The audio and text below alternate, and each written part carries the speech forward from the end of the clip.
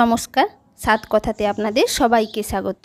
আজকে ঢ্যাঁড়স আর আলু দিয়ে খুব সহজ একটি রেসিপি আপনাদের সাথে শেয়ার করব, যা গরম ভাত বা রুটি দুটোর সাথেই খেতে দুর্দান্ত লাগে। আশা করছি রেসিপিটি আপনাদের ভালো লাগবে। ভালো লাগলে প্লিজ আমার চ্যানেলটিকে সাবস্ক্রাইব করে আমার সাথে থাকবেন। চলুন রেসিপিটি শুরু করা যাক। এই রেসিপিটি বানানোর জন্য 250 গ্রাম ঢ্যাঁড়স ভালো করে ধুয়ে এইভাবে ছোট ছোট করে কেটে নিয়েছি। আর এদিকে একটা গোটা বেশ বড় সাইজের আলুকেও যেমনভাবে পোস্তর জন্য আলু কাটে ঠিক তেমনভাবে কেটে ধুয়ে নিয়েছি। এখানে একটি পাত্রের মধ্যে প্রথমে ঢ্যাঁড়সগুলো নিয়ে নিচ্ছি। ঢ্যাঁড়সগুলো যে খুব ছোট করে কেটেছি তা কিন্তু নয়, একটু মাঝারি সাইজেই কেটেছি। সমস্ত ঢ্যাঁড়সগুলো পাত্রের মধ্যে নিয়ে নিলাম। এবার যে আলুগুলো কেটে রেখেছিলাম সেগুলোও এই ঢ্যাঁড়সের মধ্যে দিয়ে দিচ্ছি। দুটো মাঝারি সাইজের পেঁয়াজ কুচিও আলু আর ঢ্যাঁড়সের মধ্যে দিয়ে দিচ্ছি। আপনারা চাইলে একটা বড় সাইজের পেঁয়াজ কুচি দিতে পারেন। একটা কাঁচা লঙ্কা কুচিও দিয়ে দিলাম। দিয়ে দিচ্ছি পরিমাণ মতো হলুদ গুঁড়ো, 1 টিস্পুন জিরে গুঁড়ো, 1 টিস্পুন ধনে গুঁড়ো আর 1/2 টিস্পুন লঙ্কা গুঁড়ো। এবার 6 কোয়া রসুন আমি ভালো করে থেঁতো করে নিয়েছি।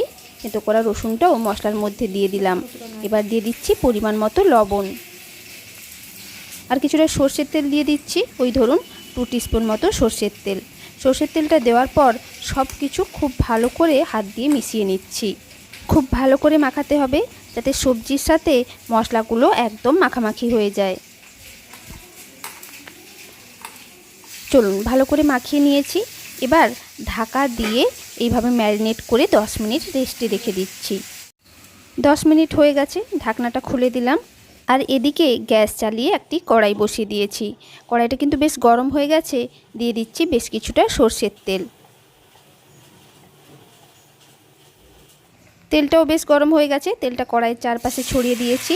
এবার ম্যারিনেট করা ঢ্যাঁড়স আর আলু কড়াইয়ের মধ্যে দিয়ে খুন্তি দিয়ে হালকা করে নেড়ে দিচ্ছি।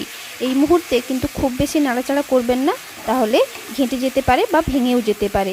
এভাবে হালকা করে নাড়াচাড়া করে ঢাকনা দিয়ে কিছুক্ষণ লো টু মিডিয়াম ফ্লেমে রান্না করে নিচ্ছি। প্রায় 2 থেকে 3 মিনিট ধরে রান্না করে নিয়েছি। ঢাকনা খুলে খুন্তি দিয়ে খুব হালকা হাতে ঢ্যাঁড়স আর আলুগুলোকে নাড়াচাড়া করে দিচ্ছি। আবারও ঢাকনা দিয়ে কিছুক্ষণ রান্না করে নিচ্ছি। আরও 3 থেকে 4 মিনিট ধরে রান্না করে নিয়েছি। তবে মাঝে মাঝে কিন্তু ঢাকনা খুলে এইভাবে নেড়ে দিয়েছিলাম। চলুন আরও একবার নেড়ে দিলাম। আর ঢ্যাঁড়সগুলো দেখুন একদম ভালোভাবে সেদ্ধ হয়ে গেছে। তাই আমি আর ঢাকনা দেব না, আরও কিছুক্ষণ এগুলোকে ভেজে নেব, তবে ঢাকনা না দিয়েই। গ্যাসের ফ্লেমটা একটু বাড়িয়ে মাঝে মাঝে নাড়াচাড়া করতে করতে ঢাকা না দিয়েই আরও 2 থেকে 3 মিনিট ধরে রান্না করে নিয়েছি। দেখুন আলুগুলো কিন্তু একদম ভালোভাবে সেদ্ধ হয়ে গেছে। তো এই মুহূর্তে একটু শাহি গরম মশলা গুঁড়ো আমি এর উপর ছড়িয়ে দিচ্ছি। শাহি গরম মশলা গুঁড়োটা দেওয়ার পর ভালো করে নাড়াচাড়া করে আলু আর ঢ্যাঁড়সের সাথে গরম মশলা গুঁড়োটা মিশিয়ে আরও 1 থেকে 1.5 মিনিট রান্না করে নিচ্ছি। চলুন 1 মিনিট হয়ে গেছে আর ঢ্যাঁড়স আর আলুগুলো একদম ভালোভাবে রান্নাও হয়ে গেছে। এবার গ্যাসের ফ্লেমটা অফ করে দিলাম, কারণ আমাদের রান্নাটা একদম কমপ্লিট। গরম ভাত বা রুটি দুটোর সাথেই কিন্তু এই রেসিপিটি দুর্দান্ত লাগে খেতে। আপনারা বাড়িতে একবার ট্রাই করবেন, তাহলেই বুঝতে পারবেন কতটা টেস্টি এই রেসিপিটি।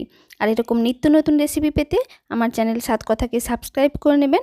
আর সাবস্ক্রাইব করার পর পাশে থাকা বেল আইকনটি প্রেস করে দেবেন, যাতে আমার যে কোনো নতুন ভিডিও আপনাদের কাছে সবার আগে পৌঁছে যায়। আর এই রেসিপিটি ভালো লাগলে একটি লাইক করে দেবেন, সবার সাথে শেয়ার করবেন আর নিচে কমেন্ট করে জানাবেন কেমন লাগলো। নমস্কার।